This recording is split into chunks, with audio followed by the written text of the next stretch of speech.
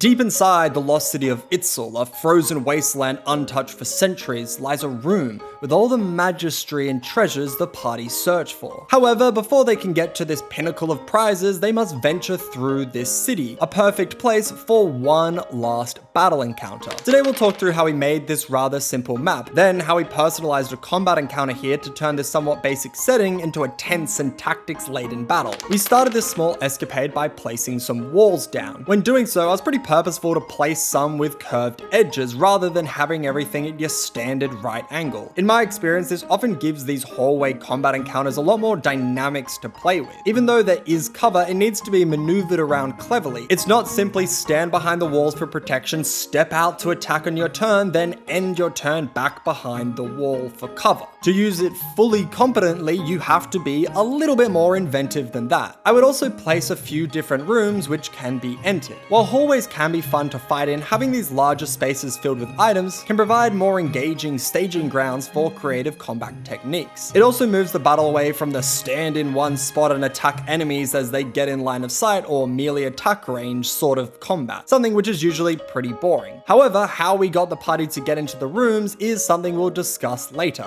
Back to map making, I would fill the walls with ice to get across the icy nature of this place. I'd also place ice chunks blocking off certain paths, which extend beyond the sides of the map. The reason we do this though, rather than just having the map be smaller and more tame with only the paths the party can actually go down existing, is to purposefully create that sense of expansiveness. In our case, this is an abandoned city, so having collapsed walls makes sense, but logically and narratively, this city is also much grander than the area we want to provide for the party. This is a simple map I wanted to make in 30 minutes. I didn't want to create anything huge, but I still wanted it to feel like the place they were fighting in was huge. So even though the accessible area on this map is just 3 rooms and a few hallways with the path the party enter from on the left and the door at the top being the only entrances and exits, having these expanded but inaccessible hallways creates the idea that this place is much larger, giving the appearance of a sprawling city, even though the area the party are going to be fighting in is rather compressed and limited. When it came to placing floors, I'd go with nice dark tiles for the hallways and broken wood for the rooms. Then I'd cover all of these in a low opacity ice layer to once again reinforce that this is a frozen city. The rooms themselves would get decorated with a spree of broken beds, tables, bookshelves, etc. All your standard items a room might have. Meanwhile, we scatter the whole map with broken weapons and skeletons to show that people had come through previously, but they'd all perished, foreshadowing the peril that the party are in. So that's basically the map. Let's talk about how we'd construct this combat encounter though. During this quest the map is for, the party need to get into the door at the top of the map. However, it's guarded by a warforged whose job is to prevent unauthorized personnel entering. A warforged who's gone insane, having been abandoned here by their creators for 700 years. Before the combat, the party begin by approaching the door and likely talking to the warforged, unless they start attacking right from the get-go, which is obviously a possibility. This meant that naturally the party will be grouped up in front of the door, which is exactly what happened when I played through this session. This central hallway position is quite strong, as there are quite a lot of sightlines and even some cover.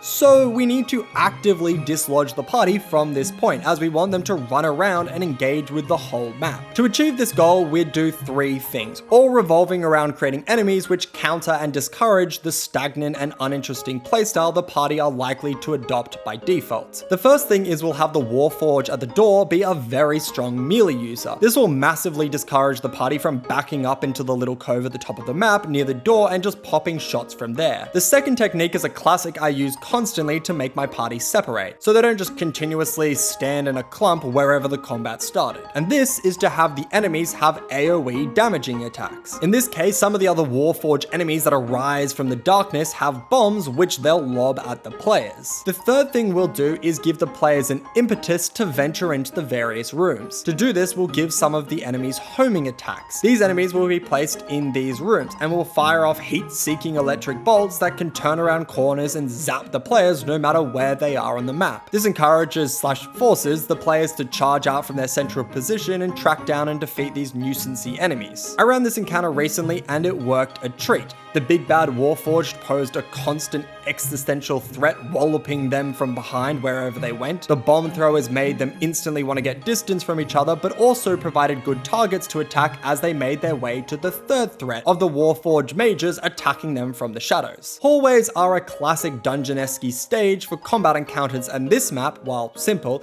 is designed in a way to make it a little more interesting, with the enemies also being purposefully created to facilitate more fun and engaging combat approaches from the players. So even though this is a fairly basic iteration of a classic D&D map, this extra pizzazz made it quite memorable. And that's the video. If you like this content, subscribe to the channel for more. Check out the Patreon to support the channel, getting access to this map and every map and quest I've ever made. Thank you to everyone who already has. Thanks to everyone else for watching, and as always, I will see you in the next one. Bye!